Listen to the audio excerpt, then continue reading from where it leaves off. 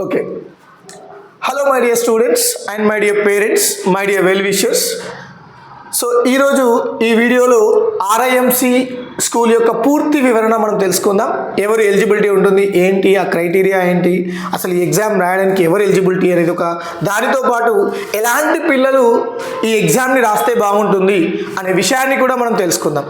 So first RIMC exam మన పిల్లలు ఎందుకు రాయాలి, మన తెలంగాణ ఆంధ్రప్రదేశ్ పిల్లలు ఈ ఆర్ఐఎంసి ఎగ్జామ్ని ఎందుకు రాయాలి. సో ఒక చిన్న ఇన్ఫర్మేషన్ అండి, మనం 6th క్లాస్ నుండి ఐఐటి నీట్ అనే ఫౌండేషన్లో ముందుకు వెళ్తూ ఉన్నాం. సో అలాంటి సందర్భాలలో 6th and 7th and 8th student చదువుతున్నటువంటి పిల్లలకి Indian defence school, it is one of the prestigious school in India, that is RIMC. ఈ ఆర్ఐఎంసి ఎగ్జామ్ రాసించినట్లయితే ఏం జరుగుతుంది, ఎలాంటి ఫౌండేషన్ డెవలప్ అవుతుంది అనే పూర్తి వివరణ చూద్దాం. అలాగే ఈ ఎగ్జామ్ రాయడానికి ఎలిజిబిలిటీ ఏంటి అనే వివరణ కూడా చూద్దాం. సో ఫస్ట్ అసలు ఆర్ఐఎంసి ఎగ్జామ్ అంటే ఏంటి, ఆర్ఐఎంసి అంటే ఏంటి అసలు. RIMC is nothing but Rashtriya Indian military college, Rashtriya Indian military college, Rashtriya Indian military college. In the same way మీకు తెలుసు ఇది ఎక్కడ ఉంటుంది అంటే ఉత్తరాఖండ్లో ఉందండి. సో ఇది ఇండియాలో ఒకటే స్కూల్ ఉంటుంది, ఇండియాలో ఒకటే స్కూల్ ఉంటుంది. That should be located at Uttarakhand. మన ఇండియాకి ఒకటే ఉంటుంది, అది ఉత్తరాఖండ్లో ఉంటుంది and Dehradun location. And moreover ఇది ఆర్ఐఎంసి స్కూల్. ఓకే, మరి ఎవరి ఎలిజిబిలిటీ ఉంటుంది అంటే జెండర్లో వచ్చేసి boy and girl. So 2022 onwards గర్ల్స్ని కూడా ఎలిజిబిలిటీగా తీసుకుంటున్నారు, boys and girls. And moreover ఇది ఏ క్లాస్ పిల్లలు రాయొచ్చు, అసలు ఇది ఏ అడ్మిషన్ దేనికి ఉంటుంది, దాని యొక్క క్రైటీరియా కూడా చూసుకుందాం ఒకసారి. సో ఇక్కడ తీసుకుంటే studying class 7th, class studying 7th or recognised passed 7th చదువుతూ పిల్లలైనా కానీ 7th కంప్లీట్ అయిపోయిన పిల్లలు కానీ ఐదర్ పర్సూయింగ్ ఆర్ కంప్లీటెడ్. ఒకవేళ స్టూడెంట్ పర్సూయింగ్ ఉన్నా పర్లేదు, whether student should be completed 7th class అయినా పిల్లలు కూడా ఎలిజిబిలిటీ ఉంటారు. సో మరి అసలు ఈ ఆర్ఐఎంసి ఎగ్జామ్ అసలు ఎప్పుడు జరుగుతుంది. ఈ ఆర్ఐఎంసి ఎగ్జామ్ అనేది ఎవ్రీ ఇయర్ 2 times కండక్ట్ చేయడం జరుగుతుంది. ఎవ్రీ ఇయర్ 2 times కండక్ట్ చేయడం జరుగుతుంది. ఒకటి first July term exam, second one వచ్చేసి డిసెంబర్ టర్మ్ ఎగ్జామ్ అంటారు, డిసెంబర్ టర్మ్. సో ఇక్కడ ఏంటి అసలు జూలై టర్మ్ ఎగ్జామ్ ఏంటి, డిసెంబర్ టర్మ్ ఎగ్జామ్ ఏంటి అంటే ఆర్ఐఎంసి ఎగ్జామ్ అనేది ఎవ్రీ ఇయర్ 2 times కండక్ట్ చేస్తారు.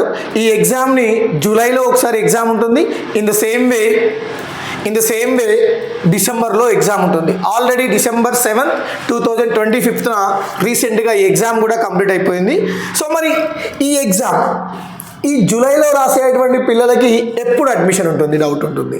మరి డిసెంబర్లో రాసినటువంటి పిల్లలకి ఎప్పుడు అడ్మిషన్ ఉంటుంది. ఇక్కడ చూడండి, సో ఇక్కడ తీసుకుంటే సో డిసెంబర్లో రాసినటువంటి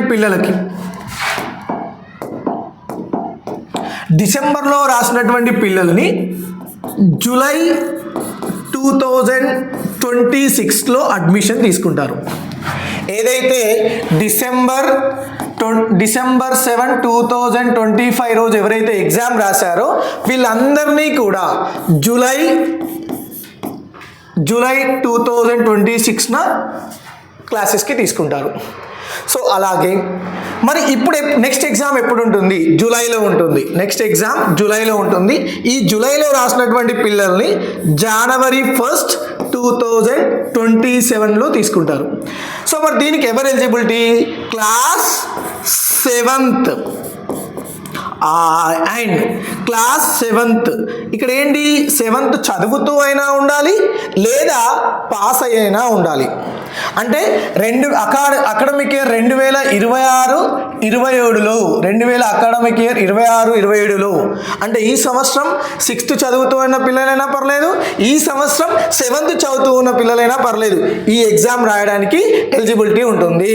మరి ఈ ఎగ్జామ్ ఎప్పుడు ఉంటుంది? జూలైలో ఉంటుంది. ఈ ఎగ్జామ్ ఎప్పుడు ఉంటుంది? జూలైలో ఉంటుంది. ఈ ఎగ్జామ్కి ఎవరు ఎలిజిబిలిటీ ఉంది?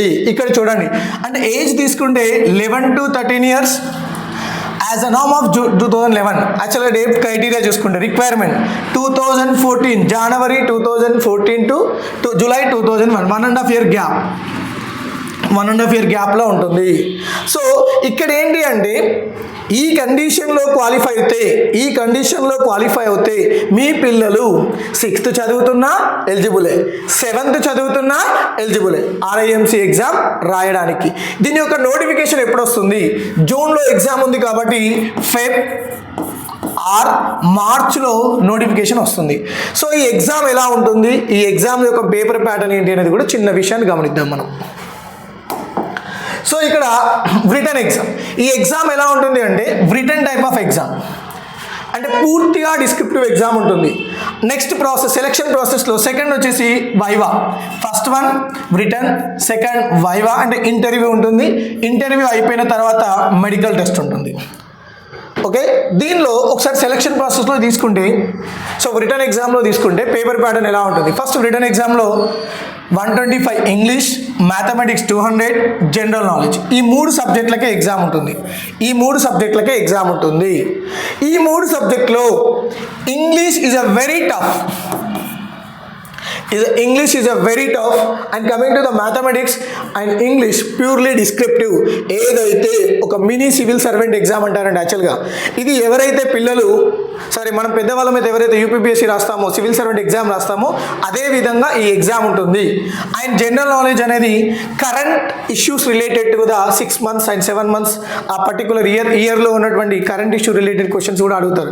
ఎగ్జాంపుల్ తీసుకుందాం, మనం ఎలా చదువుతాం? Who is the present captain of India అనుకుందాం, కానీ అక్కడ అడిగే క్వశ్చన్ ఏ విధంగా ఉంటుందంటే వైస్ కెప్టెన్ ఎవరు అని అడుగుతాడు.